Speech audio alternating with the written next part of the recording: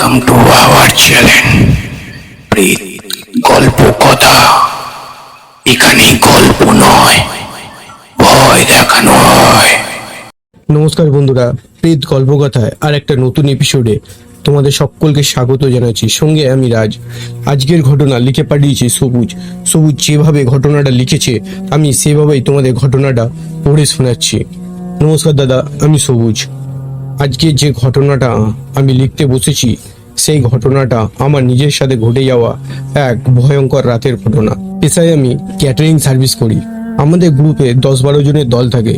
আমরা যখনই বিয়েবাড়ির সিজন থাকে তখনই আমরা ওই 10-12 জনের দল ক্যাটারিংয়ে যাই এবং ফিরতে আমাদের প্রায় কখনো রাত 2-3টে, এমনকি দিন গেছে ভোর 5টাতেও আমরা ফিরেছি।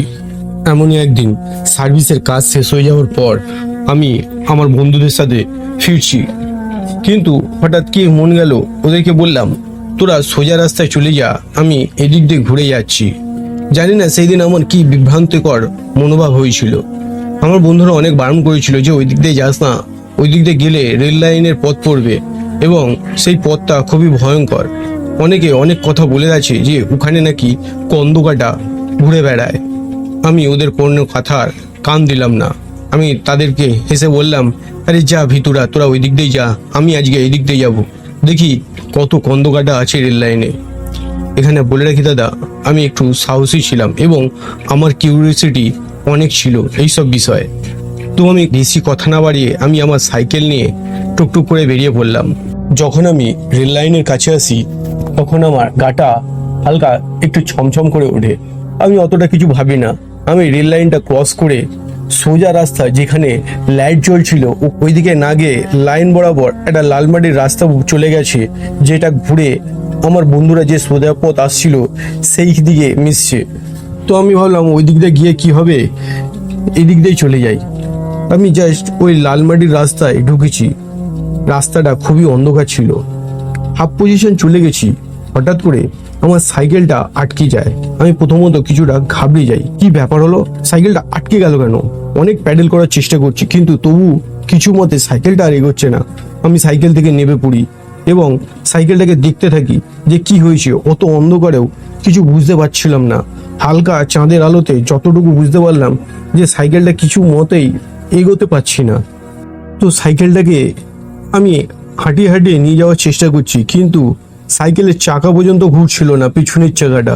এবার রীতিমতো আমি ঘাবড়িয়ে যাই। আমি ডান দিক বাঁ দিক সব দিকেই তাকাই, কিন্তু চারদিকেই অন্ধকার ঘুটঘুটে, যেন অন্ধকারে কোনো সমুদ্র তলে আমি আটকে গেছি। এমন সময় সাইকেলটা নিয়ে আমি কিছুটা এগিয়েছি ঠেলতে ঠেলতে, পিছন থেকে কে যেন বলে বসে, এই বাছা, তুই কোথায় যাচ্ছিস? ওই পথে যাস না। আমি আওয়াজটা শোনা মাত্র থমকে দাঁড়াই এবং হৃদয়টা ধুকপুক ধুকপুক করতে থাকে। ভয় লাগে, ডান দিক বাঁ দিক তাকাই, কিন্তু সাহস হয় না পিছনের দিকে তাকাবার। তৎক্ষণাৎ আমার মনে পড়ে গেল আমার ঠাকুমা আমাকে বলেছিল, কোনোদিন যদি কোনো রেল লাইনের ধার থেকে আসি এবং পেছন থেকে কেউ যদি ডাক দেয়, কোনো মতেই যেন পিছনে না তাকাই। ঠাকুমার কথাটা মনে পড়তেই আমি পিছনে তাকাই না এবং সাইকেলটাকে ঠেলতে ঠেলতে সামনের দিকে এগোতে থাকি।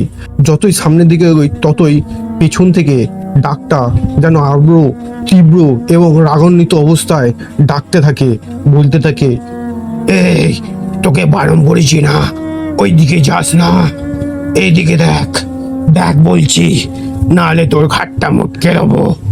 দাদা, আমি বিভৎস পরিমাণে ভয় পেয়েছিলাম এবং সাইকেলটাকে ওখানেই ফেলে রেখে আমি সোজা ছুট দিই এবং ছুটতে ছুটতে আমি স্টেশন ধারে উঠে আসি, যেখানে আলোয় আলোকিত ছিল এবং আমার ভাগ্যক্রমে সেই বন্ধুদের সঙ্গে আমার দেখা হয়ে যায় এবং ওরা আমাকে জিজ্ঞেস করতে থাকে যে কি হলো, তুই হাঁপাচ্ছিস কেন, তোর সাইকেল কোথায়? আমি কাউকে কিছু না বলে ওদেরই একটা বন্ধু সাইকেলের পিছনে উঠে বলি, ভাই তাড়াতাড়ি চো, আমাকে ঘরে নিয়ে চো তাড়াতাড়ি। আমি রাতে গিয়ে বাড়িতে মাকে সব কথা বলি এবং মা আমার সব কথা শুনে অনেক বকাবকি করে এবং বলে, তোকে বারণ করেছিল তোর বন্ধুরা, তা সত্ত্বেও তুই ওখান থেকে এলি, সবই তো তোর বেশি বাড়াবাড়ি। জানি না দাদা কি ঘটেছিল, পরের দিন থেকে আমার প্রচণ্ড জ্বর।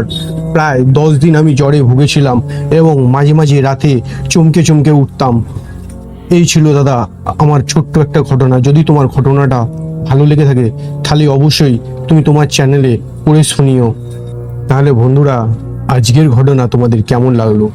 যদি ভালো লেগে থাকে তাহলে অবশ্যই চ্যানেলটা লাইক, সাবস্ক্রাইব এবং শেয়ার করতে ভুলবে না।